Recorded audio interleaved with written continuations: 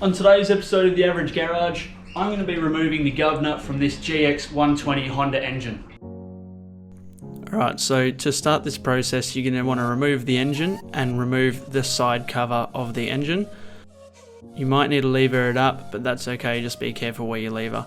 While you're jiggling it up, make sure it doesn't take the timing gear up with it. So this little lever here is actually the governor lever that you want to remove. So you want to start by undoing the bolt in the top of the outer governor lever, pry it up like so with a pry bar or some pliers.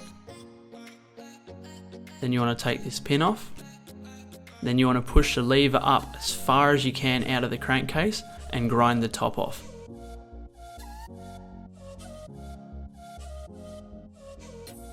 Once the top's been ground off, you can push through with a pair of pliers or a screwdriver from the top and push the rest of the lever out from the inside of the motor. Once you've done this, don't forget to pull all the washers out. There's one at the top that hangs in there just by the friction of the surface of the oil. You want to make sure you get that. Then you pull a little plastic piece off and there's a washer on the bottom of that. Don't drop it like I did. So there's a little circlip in here that you want to pull up with a screwdriver and a pair of pliers. Once you get that off, then you can pull the gear up. Once the gear's out, there is one more washer behind the gear. You've got to make sure you don't leave anything left in that crankcase that's loose and floating around, or it will cause catastrophic engine failure.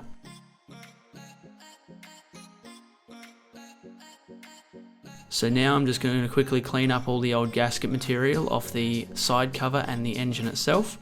Then I'm going to apply some sealant.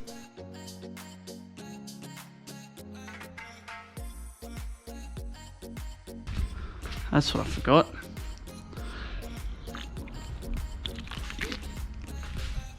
I was dying of dehydration.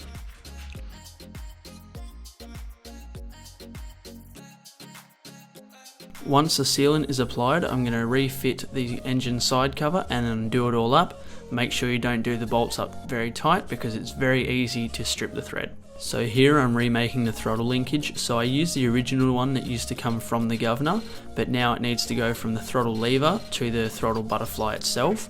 So I repurposed this one, I bent it up to suit and then I ground the excess off.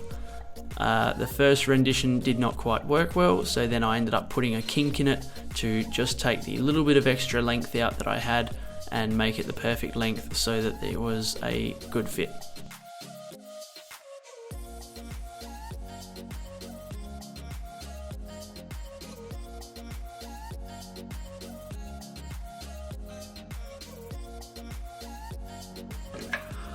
And that is the governor removed and the throttle linkage sorted.